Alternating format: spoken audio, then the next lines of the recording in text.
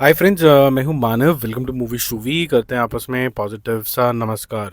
बहुत सारे रिव्यूज़ डालते रहते हैं, बट कुछ मूवीज़ मेरे ख्याल से बहुत ज़्यादा स्पेशल होती हैं। कभी कभी बहुत बड़े स्केल की होती हैं, बड़े एक्टर्स की होती हैं। तो हमारी कोशिश यही होती है कि उस मूवी का हम रीलोडेड रिव्यू ज़रूर करें।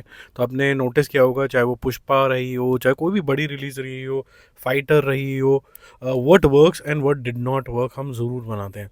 और क्योंकि इसके अंदर कहीं ना कहीं स्पॉइलर हो जाते हैं, कहीं ना कहीं सेलिब्रेशन भी होती है कि कुछ चीज़ें अच्छी निकलती हैं बहुत ज़्यादा, कुछ चीज़ें एज अ वार्निंग निकलती है कि हमारा ये जो सिनेमा का प्रेम है कई बार क्रिंज की तरफ भी चला जाता है। तो वो सब चीज़ें भी हम यहाँ पर डिस्कस करते हैं।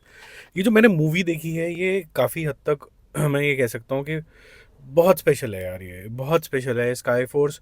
जिस कभी किसी ने भी इसको हाँ भरी होगी तो उसके दिमाग में क्या आ रहा होगा, यार अभी अभी तो तेजस आई, अभी अभी तो आपकी फाइटर आई, तो अब आप ये क्यों बनाने निकल गए हो। तो मेरे ख्याल से उसका आंसर यही है कि जहाँ पर फाइटर जो थी वो आपको एरियल सिनेमैटिक एक्सपीरियंस देती है फॉर श्योर। आपको बहुत हद तक लार्जर देन लाइफ कैरेक्टर्स दिखाती है within the periphery of our air force. यहाँ पर उसको बहुत ज़्यादा रियल रखा गया है। इतना कुछ हवा के अंदर हो रहा होता है जो इतना थ्रिलिंग लगता है, लेकिन ये जो थ्रिल होता है एक मिनट के लिए भी नकली नहीं लगता। आपको ऐसा नहीं लगता कि कोई हीरो आ गया है और ये सब चीज़ें कर रहा है। तो मुझे ये जो डायरेक्शन है और ये जो कोरियोग्राफी है, जो कुछ भी हो रही है और जिस लॉजिक से हमें समझाया गया है कि ये जो एयर में जो कलाबाजी हो रही है टू डिफेंड आवर नेशन, ये बहुत ज़्यादा ज़बरदस्त है।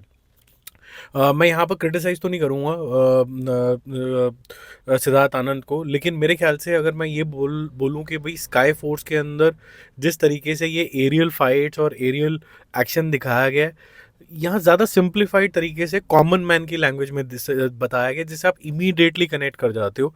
बहुत से लोगों ने ये भी बोला कि शायद इसके वीएफएक्स ठीक नहीं है, और वहाँ पर बहुत अच्छे थे फाइटर के नो डाउट सिद्धार्थ आनंद की हर एक मूवी, एक एक फ्रेम बहुत शानदार होता है।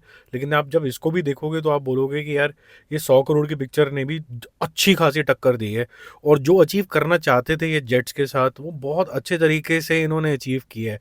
एक एक मोमेंट जो है वो नया सा लगता है, आपको ऐसा लगता है कि आपने कुछ नया देखा है, और वो पर्पस आपको समझ में आता है। सारा का सारा अटेंशन जो है वो जो डिटेलिंग है, जो हुआ था एक्चुअली में, उसके ऊपर चली जाती है, इंसानों के ऊपर चली जाती है। अगर मैं बोलूँ कि वॉर फिल्म सबसे ज़्यादा ज़बरदस्त कौन सी हमें याद रहती है, वो रहती है बॉर्डर। और बॉर्डर के अंदर भी आप देखो कि जो लड़ाई थी उसमें दो सिग्निफिकेंट चीज़ें थी। एक तो हमारे सोल्जर्स के ऊपर, और बहुत ज़्यादा कोई बात नहीं करी थी पाकिस्तान के ऊपर, हमारे इस साइड में क्या हो रहा है वो बात करी गई थी। स्काई फोर्स की यही बहुत अच्छी चीज़ है कि यहाँ पर पाकिस्तान की बात बहुत मिनिस्कुल है। 2 घंटे की मूवी के अंदर 2 मिनट की बात भी पाकिस्तान के खेमे में क्या हो रहा है ना, that side of the story you not aware. You basically there no characters there except Sharad Kelkar एक कैरेक्टर है, उसके अलावा कोई कैरेक्टर ही नहीं है।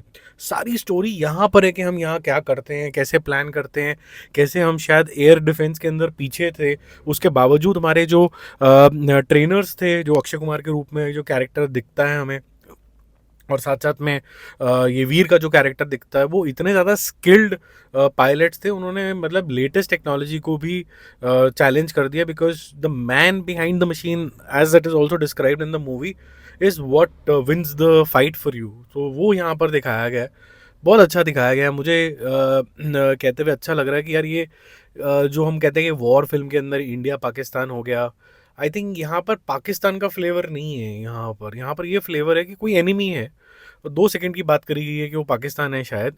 लार्जर फोकस ये आ जाता है कि हमने उसको कैसे अप्रोच करना है। अब बहुत सारे लोग ये भी बोलेंगे, क्योंकि मैं सारी चीज़ों कवर कर रहा हूँ, कि यार ये इसके अंदर कोई एजेंडा तो नहीं है, ऐसा तो नहीं दिखाया गया कि जो हमारी इंडियन एयरफोर्स है वो हमारे जनों का ख्याल नहीं रखती है। बिल्कुल नहीं करा गया है इसके अंदर एयरफोर्स के अंदर ये दिखाया गया है कि अगर वीर लापता हो जाता है वो ऐसे सर्कमस्टेंसेस बन जाता है कि everybody would believe that he is dead unless and until he is discovered again in some manner. ज़्यादा स्पॉइलर नहीं दूंगा। अगेन बाय अक्षय कुमार का जो कैरेक्टर है उससे जब मिलता है तब आपको पता चलता है कि ये कैरेक्टर जो है इसके साथ क्या हुआ है, and how you played a very significant role, और उसकी वजह से उसको डबल जो है रिकग्निशन मिलता है यहाँ पर। तो मेरे ख्याल से तो बहुत अच्छा दिखाया। और एक जिसे कहते हैं कि रिस्पेक्ट देने वाली जो बात होती है, वो ये भी होती है कि आप जो रियल वॉर हीरोज़ थे, उनकी वाइफ़्स थी, वो बहुत सी चीज़ें आपका मन जो है भारी कर देती हैं। बच्ची जब दिखती है, उसने अपने फ़ादर को कभी नहीं देखा है। लास्ट के एक सीन के अंदर जब रिकॉग्निशन मिलता है तो सारे सैल्यूट करते हैं। ओ, अब वो जो जना चला गया वो है भी नहीं वो, लेकिन उसकी फैमिली को सैल्यूट पड़ रहे हैं। सो इमेजिन करो कि इतनी डिटेल के अंदर ये मूवी बनाई गई है। हम बहुत सी बारी एक इंसान जो हाथ पैर बांध दिए जाते हैं वो उड़ उड़ के मार के करता है और बोल देते हैं कि भगवान का नाम ले लिया इसने, भगवान की पीछे फ़ोटो दिख गई।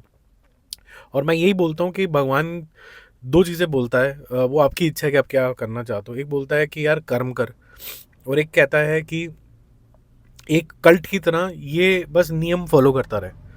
तो जो नियम फॉलो करते हैं ना कि ऐसे टिका लगा, ऐसे प्लेट रख दे, इससे ये हो जाएगा, ये मेरे ख्याल से थोड़ा सा ढकोसलेबाजी होती है। और जो भी बोलता है कि कर्म कर जिससे मुझे राइट आउटपुट मिले, वो मेरे ख्याल से भगवान की एकदम सही सीख है। मैं पिन पॉइंट तो नहीं करना चाहता यार, लेकिन अच्छी बात नहीं होती क्योंकि वो भी हिंदुस्तानी है। साउथ को ये बात समझ में नहीं आ रही है, और बहुत से ऐसे क्रिंज यूट्यूबर भी हो गए हैं तो पता नहीं किन फैमिली से आते हैं, उनको बचपन में कुछ सिखाया भी गया है कि नहीं सिखाया गया है कि देशभक्ति की क्या होती है, कैसे इस तरीके के इमोशन के आगे आपको कुछ और नहीं दिखना चाहिए। छावा के साथ भी ये हुआ कि अगर एक वॉर हीरो है तो पूरा डीमीन करने लग गए हैं। जो महाराष्ट्र क्षेत्र से आते हैं, हम उनको उनकी वीरता के बारे में पता है। उनको सेक्लूड करने की कोशिश करा जा रहा है कि उस टाइम पे तो भारत डिवाइडेड था, तो भारत कोई एक भारत नहीं था, अलग अलग क्षेत्र थे। तो शिवाजी महाराज को सिर्फ अपने मराठा अंपायर की पड़ी हुई थी, उनको नेशन की पड़ी ही नहीं हुई थी। और ये मैं बार बार रेज कर रहा हूँ ताकि कोई एक जेन्युइन मराठी एक हिस्टोरियन आए और ये बताए कि कैसे छत्रपति शिवाजी की महाराज की जो कहानी थी वो रीजन से तो शुरू हुई थी लेकिन वो नेशनल बन गई थी। तो उसका रेफरेंसेस शायद मेरे पास नहीं हो, लेकिन आप प्लीज़ बताएं। बहुत सी मराठी मूवीज़ भी बनी हैं, बहुत से ऐसे वॉर हीरोज़ हैं, उनके बारे में पता चलना चाहिए। अब देखो एक्टर्स की बात करते हैं। जो स्काई फोर्स के अंदर है, मेरे ख्याल से डायरेक्टर साहब ने ना बड़ी सिंपल सी चीज़ उनको बोली है। उन्होंने बोला कि देखो मेरे पास स्क्रिप्ट बहुत सॉलिड है, मेरे पास डायलॉग्स बहुत सॉलिड है जो आपको सपोर्ट करेंगे, 1 मिनट की भी ना ओवर एक्टिंग मत करना, ये आपको सपोर्ट कर जाएंगे, ये आपको कुछ करने की ज़रूरत ही नहीं पड़ेगी इसके अंदर। तो चाहे वो अक्षय कुमार का कैरेक्टर हो जब वो अपनी स्पीच देते हैं एंड में, या फिर इनिशियली वो किस तरीके का रिगर लाना चाहते हैं अपने टाइगर जो बोला जाता है उनके कमांडमेंट के अंदर कि भाई ये इस तरीके का माइंडसेट होना चाहिए, वो सब जो है वो काफ़ी ज़्यादा शानदार है। तो वो 1 मिनट के लिए भी आपको ऐसा नहीं लगता कि बड़ी चेस्ट थम्पिंग सी हो गई है। ठीक है, ये ओवर नेशनलिज्म दिखाने की कोशिश करी जा रही है, ऐसा कुछ भी नहीं दिखाया गया है इसके अंदर। और ये जो लोग बोल रहे हैं ये खुद ही कॉन्ट्राडिक्ट कर लेते हैं। एक साइड बोलते हैं कि ओवर नेशनलिज्म दिखा दिया है, एक साइड बोलते हैं कि यार हमारा जो एयरफोर्स है वही उन्हीं का ख्याल नहीं कर रहा है, ये है वो है। ऐसा बिल्कुल भी नहीं है। जो इंडिया है वो एक दौर से गुजर रहा था और उसके बाद धीरे धीरे करके उन्होंने स्टेप्स लिए, डिफेंस को सॉलिडिफाई किया, पॉवर्टी को हटाया, बहुत सारी चीज़ें और भी करी, ये सब चीज़ें उन्होंने करी। तो कभी कभी कुछ चीज़ों को देश चलाने के चक्कर में कुछ और चीज़ें प्रायोरिटी ले जाती हैं, तो ठीक है। लेकिन जब कभी भी इस तरीके के वीर जवान होते हैं जो बोलते हैं कि हम तो मशीनों से भी टक्कर ले लेंगे चाहे कोई भी लेके आ जाओ, तो मुझे ओवरऑल बेसिस पे बहुत ज़्यादा इमोशनल लगी। बहुत से ऐसे सीन्स हैं जो आपको हिलाते हैं। जब फर्स्ट अटैक होता है इंडिया के ऊपर, उनके एयर बेस के ऊपर, वो सीन बहुत अच्छे तरीके से शूट करे गए हैं। आपको लाचारगी फील होती है कि यार ये हमारी अपॉर्चुनिटी थी, हमें पता चल गया था कि वो हमारे साथ ये करने वाले हैं, लेकिन ब्यूरोक्रेसी के चक्कर में, क्योंकि हम बोलते थे पहले कि इंडिया जो है वो अपना गाल आगे कर लेता है, we are a peace loving nation, अब वो चेंज होता चला जा रहा है। अब वो हम घुस के मारते हैं, तो वो एटीट्यूड था सोल्जर्स के अंदर, डायलॉग में भी था कि नेता जो होते हैं वो गाल दिखाते हैं, लेकिन जो सोल्जर होते हैं वो तो फिर सीधा अपने दुश्मन को छोड़ते नहीं हैं।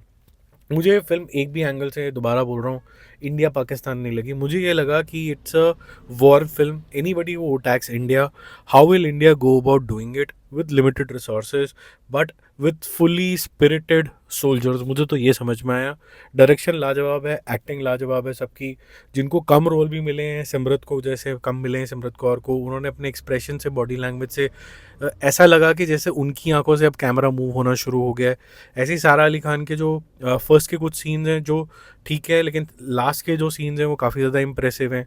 उन्हीं की उम्र की उनकी बेटी एंड में दिखाई गई है, तो कैसे बॉडी लैंग्वेज को पोर्ट्रे करना है कि मैं थोड़ी सी एल्डरली लगूं वो। और मेरे ख्याल से एक सीन है जो सबको स्टिक करेगा, आंखों में आंसू आएंगे ही आएंगे। एक ब्रेकडाउन का सीन है अक्षय कुमार का, मैं उसकी बात नहीं कर रहा हूँ, वो तो चलो अच्छा इमोशनल सीन है। जब एंड में सब सलूट मार रहे होते हैं तो होता है ना कि with lot of pride Akshay Kumar की आंखों में आंसू होता है, और वो इतना अच्छे तरीके से डिलीवर हुआ है। और फिर मेरा क्वेश्चन यही होता है कि शायद जो हिंदी सिनेमा है, बॉलीवुड है, उसके पास बहुत बहुत बहुत बेहतरीन एक्टर्स तो हैं, शायद हम उनको रिकग्नाइज फुली नहीं करते हैं, और उसके बाद शायद दो चार ऐसी क्रिंज मूवी देख के कि एक इंसान ने 1 लाख लोगों को मार दिया, उसको देख के हम सोचते हैं कि यार यही हीरोइज्म है। हीरोइज्म वो है जो इस पिक्चर में दिखाया गया है, बहुत सटल, वेरी इफेक्टिव, कर्म के ऊपर फोकस, वेरी इंप्रेसिव यार। मतलब ये वीडियो आपको बहुत ज़्यादा भाषण की तरह साउंड कर रहा होगा, I am sorry for that, but anything that comes from the heart is always lengthy, but I hope it made some impact. Bye.